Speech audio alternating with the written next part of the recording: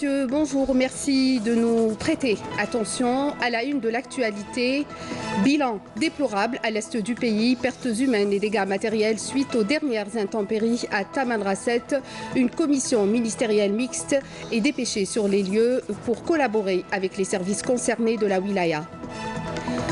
Dans ce journal, 360 cas d'intoxication alimentaire enregistrés à Blida et les services de la direction de commerce à N'Ama se mobilisent pour sensibiliser les commerçants. Culture dans ce journal, festival de Djmila fait vibrer l'antique théâtre de Sétif au rythme de la chanson algérienne. Bonjour.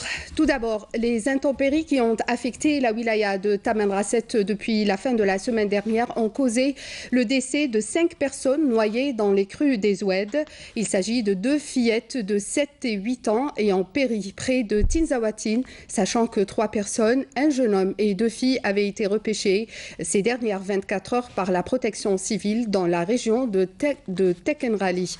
Par ailleurs, les services de la protection civile sont à la recherche d'une autre personne emportée par les crues près de la même région. Les services de la protection civile de Tamanrasset prodiguent des conseils aux citoyens à travers la radio locale et les campagnes de sensibilisation pour les appeler à faire preuve de prudence en évitant les croisements des oueds.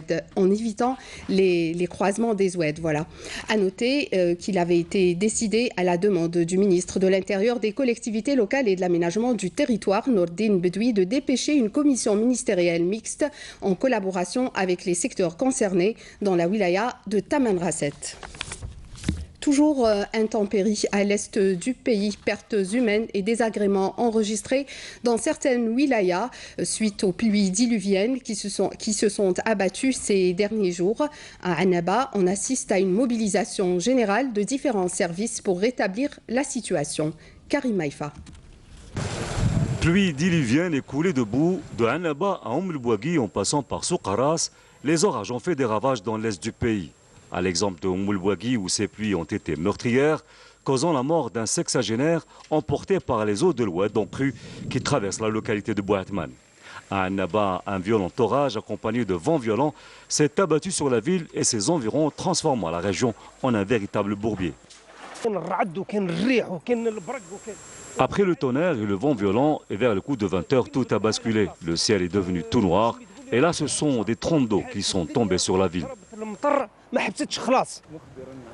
Après le déluge, l'intervention des éléments de la protection civile a été rapide pour constater les dégâts. Il y a eu plus de 30 interventions en tout. La plus importante était le pompage des eaux de pluie dans certains quartiers inondés. Nous sommes intervenus également dans les vieux quartiers de la ville où certaines bâtisses ont été particulièrement touchées avec l'effondrement de leurs toits, sans oublier des interventions pour circonscrire des départs de feu déclenchés par des courts-circuits dans des installations électriques. Heureusement, on n'a enregistré aucune perte humaine. Des intempéries qui ont également endommagé des lignes électriques de moyenne et haute tension, privant plusieurs centaines de foyers d'électricité. Toutes ces équipes ont été mobilisées jusqu'à 4 h du matin. Et ce site est le dernier point où nous sommes en train d'intervenir pour établir le courant électrique à 100% pour la ville de Annaba. Les éléments de la protection civile ont également sauvé 3 familles cernées par les eaux pluviales à Khenchla, ainsi qu'un jeune de 32 ans foudroyé à Galma. Mystérieuse intoxication collective à Bouguera, dans la wilaya de Blida. Plus de 300 cas enregistrés au niveau du service des urgences de l'hôpital de la ville, en majorité des enfants et des personnes âgées. Une enquête a été ouverte par les services de la sûreté de Daïra pour connaître l'origine de cette intoxication. Et pour parer et prévenir d'éventuels cas similaires d'intoxication alimentaire, la direction du commerce de la wilaya de N'Ama multiplie ses sorties sur le terrain pour inspecter certains commerces et sensibiliser à la fois les commerçants quant au respect des conditions de stockage et des normes d'hygiène. Manel Boutouaba. Avec la vague de chaleur qui sévit actuellement à travers tout le pays, le spectre de l'intoxication alimentaire plane. Le risque existe partout. Néanmoins, aucun cas n'a été signalé à ce jour auprès de la direction du commerce de la wilaya de Naama. Les services de contrôle et de répression des fraudes redoublent de vigilance pour prévenir tout danger. Des descentes sont effectuées régulièrement auprès des commerces et des restaurants.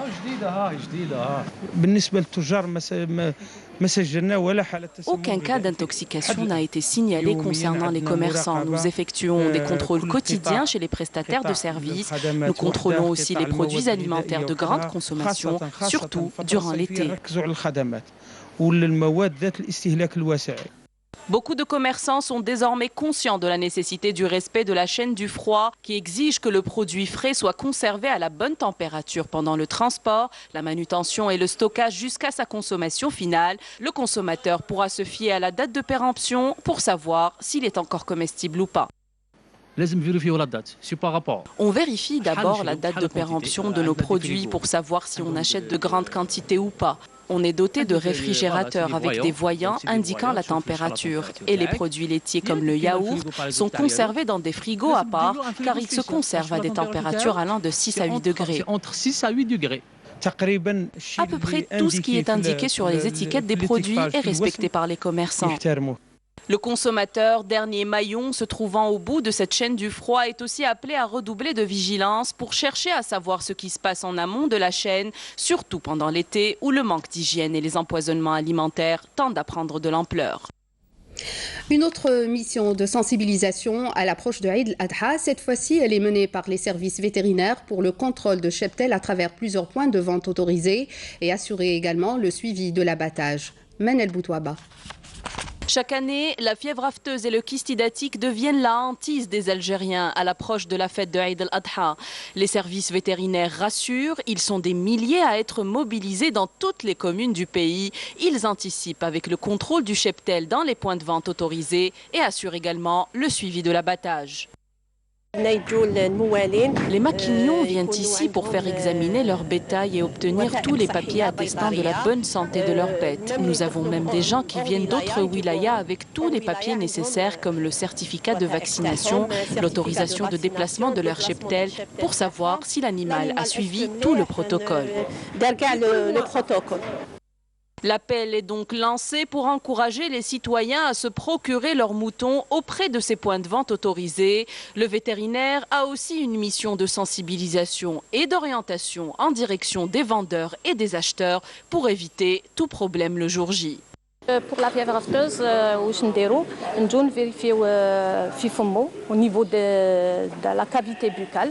وإلا ما عندوش دي زافت ونيفو في لسانو وفي رجليه هنايا في لي اسباس انترديجيتي كما وريت لكم قبيله بين صبعتيه بين لي دو هذوك ونيفو دي ماملون دونك اون فيريفي s'il y a pas des abcès s'il y a pas de lésion تاع la fièvre afteuse. كل سنه نقولوا عيد بدون كيس. Chaque année, nous nous fixons pour objectif une année sans kyste hydatique. Mais il faut savoir que c'est au niveau de l'abattoir que l'on découvre cette pathologie. En examinant l'animal vivant, on ne peut pas savoir s'il y a présence de kyste ou pas. L'animal peut néanmoins présenter certaines caractéristiques. Il peut montrer des signes d'amaigrissement, des signes d'anémie. On le sent fatigué ou encore boiteux. Quand la bête présente ces symptômes, il faut l'éviter. Le ministère de l'Agriculture encourage également les citoyens à se diriger vers les établissements d'abattage répartis sur l'ensemble du territoire national pour y sacrifier leurs animaux dans une enceinte conforme et contrôlée. À Sidi Bel Abbès, la filière de fruits et légumes enregistre des taux records en matière de production. Toutefois, les agriculteurs se heurtent à bon nombre de contraintes liées à l'indisponibilité de la main-d'œuvre. Karim Maïfa. À court de main-d'œuvre et pour ne pas perdre sa récolte, cet exploitant agricole a dû recourir à 600 saisonniers venus pour la plupart de très loin. Une main-d'œuvre qui vaut de l'or si l'on croit cet agriculteur, rassuré d'avoir pu mobiliser autant d'ouvriers agricoles pour sauver sa récolte. Nous sommes ici dans la daïra de Sidi El Bnioub où il y a une pénurie importante en main-d'œuvre. On est obligé d'aller chercher les saisonniers dans les localités voisines, à l'instar de Moulay Slissen, Zaourou ou encore Chitouane. L'exploitation, qui s'étend sur 1100 hectares, consacre pas moins de 487 hectares aux fruits destinés à l'exportation, des vergers à perte de vue traités avec des produits phytosanitaires aux normes internationales.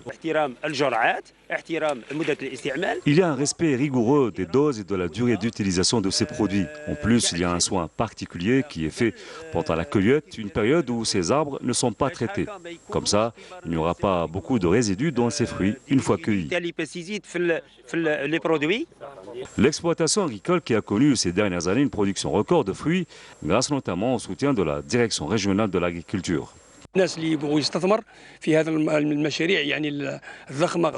Ceux qui veulent investir dans des projets aussi importants que celui-là, qui visent l'intérêt du pays, nous sommes là pour les soutenir et leur offrir des facilitations au niveau technique, administratif, ainsi qu'au niveau des banques.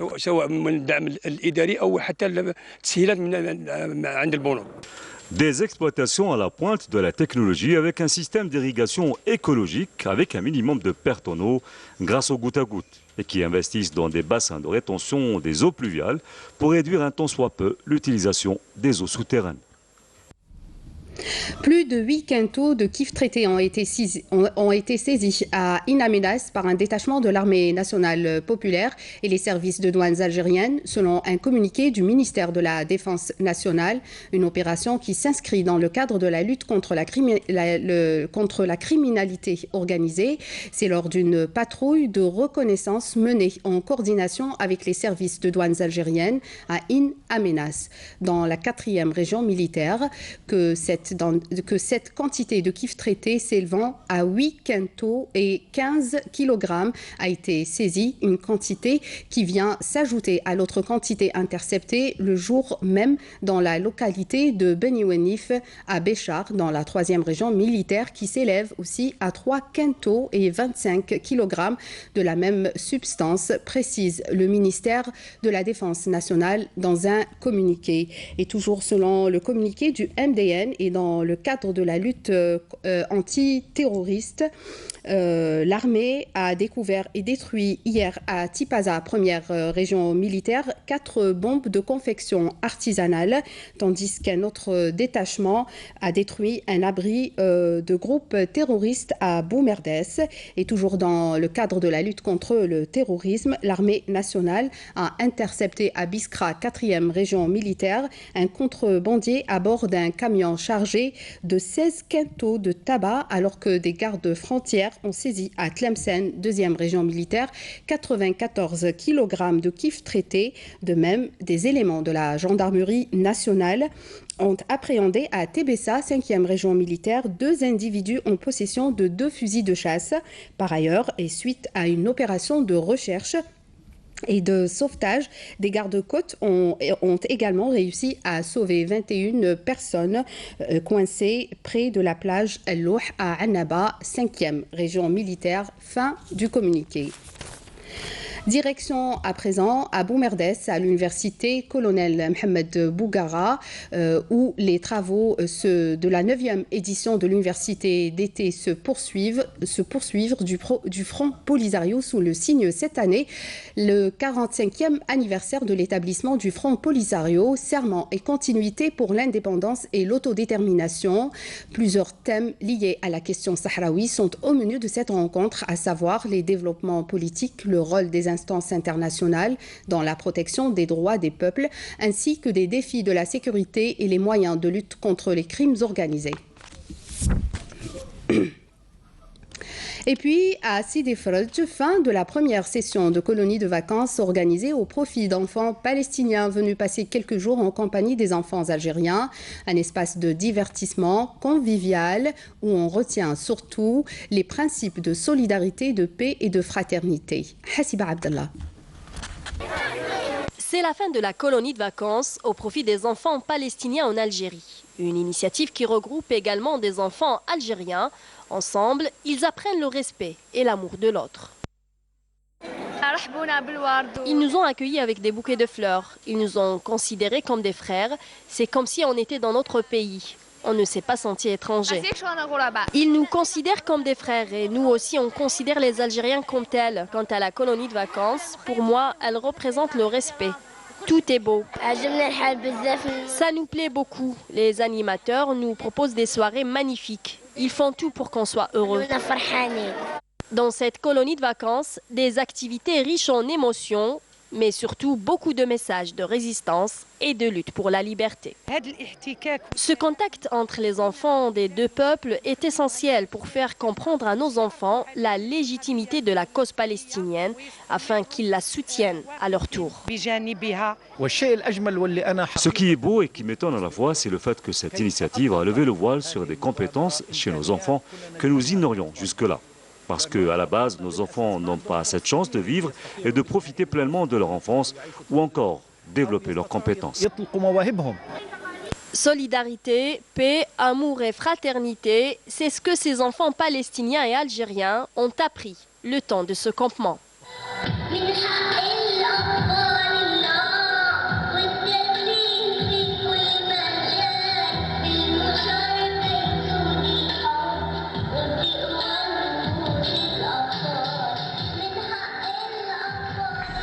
Bon retour à tous les enfants palestiniens. Direction Boumerdès, cette ville côtière connue pour ses belles plages.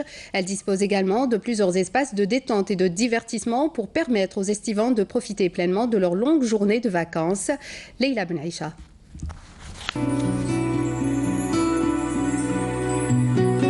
À Boumerdès, les vacanciers sont plutôt chanceux.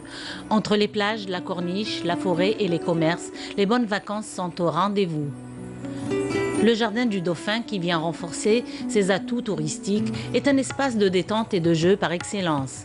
Entre verdure et brise maritime, chacun trouve son compte. Il peut être même un lieu d'inspiration artistique.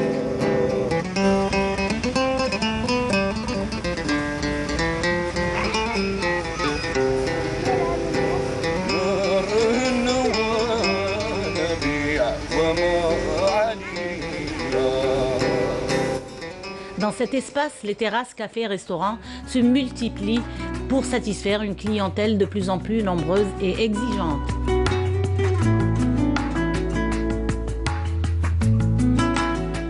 La Rambla, un café-restaurant pizzeria, un bel exemple de réussite d'un jeune investisseur qui a innové avec une architecture moderne et aérée, agrémentée d'une décoration végétale et florale pour garantir une ambiance conviviale particulière. Bon, l'expérience a déjà venue par rapport à l'occasion de voyager. Je voyage beaucoup, alors je suis passionné par le design, par tout ce qui est artistique. Je suis en train de développer le peu les نعرفو.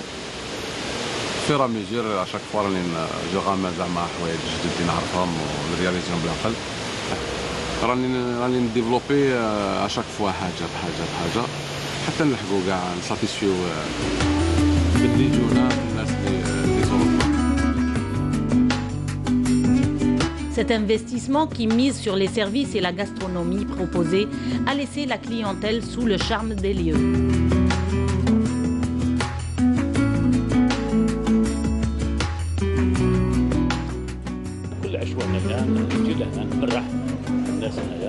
الناس راكم تشوفوا هنايا الحمد لله كاين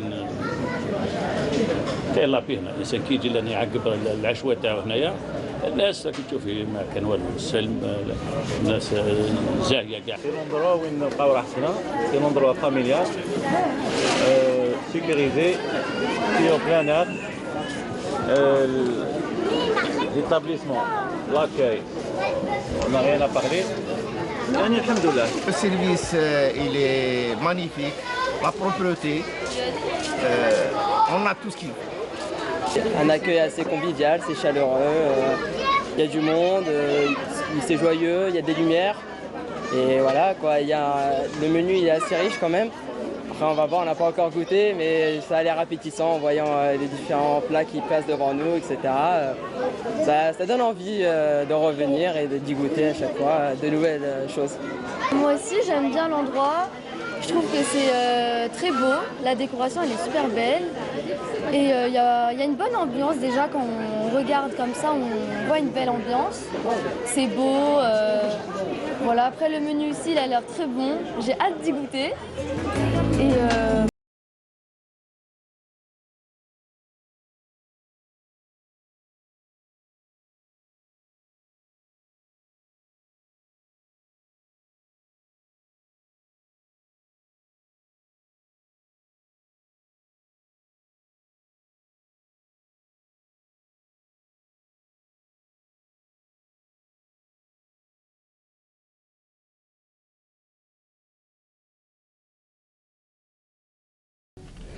Direction Sétif où se tient la 14e édition du Festival arabe de Djmila. Une pléiade d'artistes algériens enflamme la scène du théâtre antique de la ville. Hassiba Abdallah.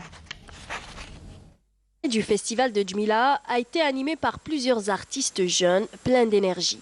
De la musique raï, du rythme kabyle et de l'algérois, un vrai cocktail de musique assuré par nos artistes. الياس وكانيس خويا شبيله الصغير كاع يعني لمتنا اليوم يعني صافي ان غران بليزير ان شاء الله دائما على هوتور اون سيرون توجور على هوتور بور سو بوبليك ان شاء الله يكون فيه البروغرام اللي يكون شويه لي شانسون قدام شويه جديد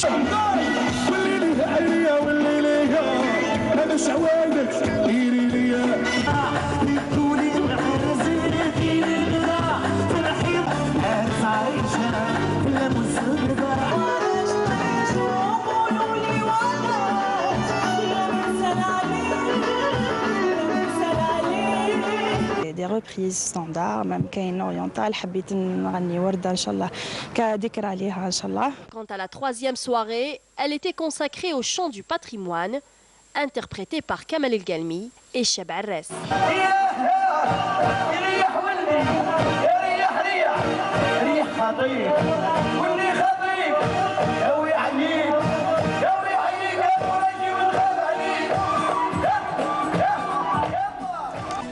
C'est la fin de ce journal. Merci de votre fidélité. Tout de suite, la page météo complète avec Amel Aribi. Vous pouvez suivre nos programmes également sur le site internet de la télévision algérienne ainsi que les pages Facebook et YouTube.